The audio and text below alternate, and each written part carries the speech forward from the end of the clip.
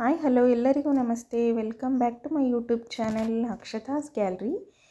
I hope ಎಲ್ಲರೂ ಚೆನ್ನಾಗಿದ್ದೀರಾ ಅಂತ ಅಂದ್ಕೊಂಡು ಈ ವ್ಲಾಗ್ ಸ್ಟಾರ್ಟ್ ಮಾಡ್ತಾಯಿದ್ದೀನಿ. ನಾನಿವತ್ತು ಬ್ರೇಕ್ಫಾಸ್ಟ್ಗೆ ಫ್ರೈಡ್ ರೈಸ್ ಮಾಡೋಣ ಅಂತ ಮಾಡ್ತಾಯಿದ್ದೀನಿ. ಬನ್ನಿ ನಾನು ಯಾವ ಥರ ಮಾಡ್ತೀನಿ ಅಂತ ಹೇಳ್ಕೊಡ್ತೀನಿ ನಿಮಗೆ. ನಾನಿಲ್ಲಿ ಆಚಿ ಫ್ರೈಡ್ ರೈಸ್ ಮಸಾಲ ಪೌಡ್ರ್ ತೊಗೊಂಡಿದ್ದೀನಿ. ಇದರಲ್ಲಿ ಶೇಜ್ವಾನ್ ಫ್ರೈಡ್ ರೈಸ್ ಮಸಾಲನೂ ಬರುತ್ತೆ. ನಾನಿಲ್ಲಿ ಒಂದು ಪ್ಯಾನ್ ತೊಗೊಂಡು ಒಂದು 3 ಟೇಬಲ್ ಸ್ಪೂನ್ ಆಯಿಲ್ ಹಾಕ್ಕೊಂಡಿದ್ದೀನಿ. ಆಯಿಲ್ ಬಿಸಿ ಆದ ನಂತರ ನಾನಿಲ್ಲಿ 2 ಈರುಳ್ಳಿ ಹಾಕ್ಕೊತಾ ಇದ್ದೀನಿ. ಕಟ್ ಮಾಡಿ 2 ಈರುಳ್ಳಿನೂ ಹಾಕಿ ಫ್ರೈ ಮಾಡ್ಕೊತಾ ಇದ್ದೀನಿ. ಈರುಳ್ಳಿ ಎಲ್ಲ ಫ್ರೈ ಆದಮೇಲೆ ನಾನೊಂದು 2 table spoon ginger garlic paste ತೊಗೊಂಡಿದ್ದೀನಿ. ಇಲ್ಲಿ ಅದು ಈರುಳ್ಳಿ ಜೊತೆನೇ ಫ್ರೈ ಮಾಡ್ಕೊತಾ ಇದ್ದೀನಿ. ಇದೆಲ್ಲ ಫ್ರೈ ಆದ ನಂತರ ನಾನು ತೊಗೊಂಡಿರೋಂಥ ತರಕಾರಿ ಹುಳ್ಳಿಕಾಯಿ,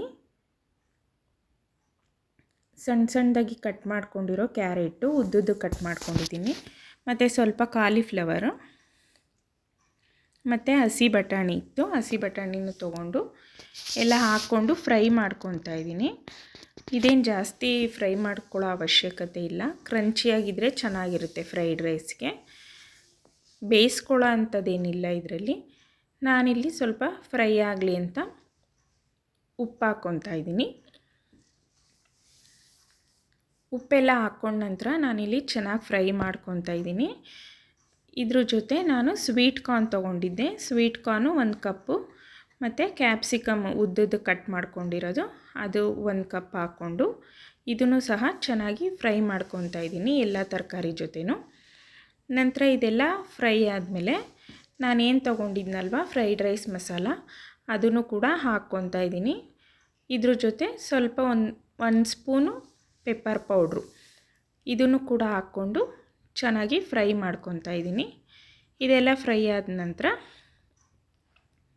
ನಾನಿಲ್ಲಿ ಜಾಸ್ತಿ ಹೊತ್ತೇನು ಫ್ರೈ ಮಾಡೋಕ್ಕೆ ಹೋಗಿಲ್ಲ. ಕ್ರಂಚಿಯಾಗಿರಲಿ ಅದು ಹಾಗೆ ಅಂತ ಅಂದ್ಬಿಟ್ಟು ಅನ್ನ ಕಲಿಸ್ಕೊಳ್ಳೋಣ ಅಂತ ಕಲಿಸ್ಕೊತಾ ಇದ್ದೀನಿ. ನಮಗೆ ಎಷ್ಟು ಬೇಕೋ ರೈಸು ಅಷ್ಟು ಮಾತ್ರ ಕಲಿಸ್ಕೊಂಡಿದ್ದೀನಿ ಸಪ್ರೇಟ್ ರೈಸ್ ಮಾಡಿಕೊಂಡು.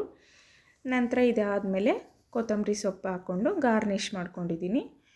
ನಾನಿಲ್ಲಿ ಫ್ರೈಡ್ ರೈಸ್ ಜೊತೆ ಸ್ವೀಟ್ ಕಾರ್ನ್ ಸ್ಯಾಲಡ್ ಕೂಡ ಮಾಡಿದ್ದೆ. 2 ಕಾಂಬಿನೇಷನ್ ತುಂಬ ಚೆನ್ನಾಗಿತ್ತು. ಬನ್ನಿ ನಾನು ಯಾವ ಥರ ಸ್ವೀಟ್ ಕಾರ್ನ್ ಸ್ಯಾಲಡ್ ಮಾಡಿದ್ದೆ ಅಂತ ಹೇಳ್ಕೊಡ್ತೀನಿ. ಇಲ್ಲಿ ಸ್ವಲ್ಪ ಸ್ವೀಟ್ ಕಾರ್ನ್ ತೊಗೊಂಡಿದ್ದೀನಿ. ಸ್ವಲ್ಪ ಬಾಯ್ಲ್ ಮಾಡಿಕೊಂಡು ಕ್ಯಾರೆಟು, ಕ್ಯಾಪ್ಸಿಕಮ್ಮು, ಸೌತೆಕಾಯಿ ಮತ್ತು ಈರುಳ್ಳಿ, ಕೊತ್ತಂಬರಿ ಸೊಪ್ಪು, ಸ್ಪೈಸಸ್ಸು, ಉಪ್ಪು, ಮೆಣಸಿನ ಪುಡಿ, ಚಾಟ್ ಮಸಾಲ ಮತ್ತು ಗರಂ ಮಸಾಲ ಇದೆಲ್ಲ ತೊಗೊಂಡಿದ್ದೀನಿ. ನನ್ನ ಮಗಳು ಕೂತ್ಕೊಂಡು ನೋಡ್ತಾ ಇದ್ದಾಳೆ ನಮ್ಮಮ್ಮ ಏನು ಮಾಡ್ತಾವ್ರೆ ಅಂತ. ಸ್ಯಾಲಡ್ ಮಾಡಿಕೊಡ್ತೀನಿ ಅಂದರೆ ಅವಳಿಗೆ ತುಂಬ ಇಷ್ಟ.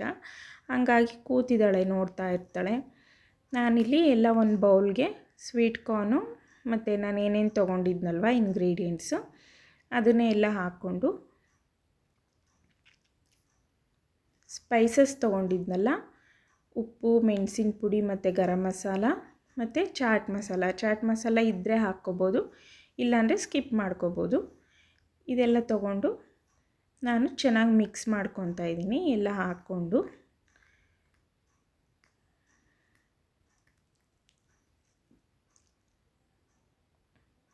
ಎಲ್ಲ ಚೆನ್ನಾಗಿ ಕಲಿಸ್ಕೊಂಡ ನಂತರ ಅವಳು 1 2 3 ಹೇಳ್ತಾಯಿದ್ಲು. ಅದು ನನಗೆ ನಾನು ಮ್ಯೂಟ್ ಮಾಡಿದ್ದೀನಿ. ಈ ಥರ ಬಂದಿತ್ತು ಸ್ಯಾಲಡು. ನಾನು ಒಂದು ಬೌಲ್ಗೆ ಹಾಕ್ಬಿಟ್ಟು ಅವಳಿಗೆ ಟೇಸ್ಟ್ ಮಾಡಲಿಕ್ಕೆ ಕೊಡ್ತಾಯಿದ್ದೀನಿ ಇವಾಗ.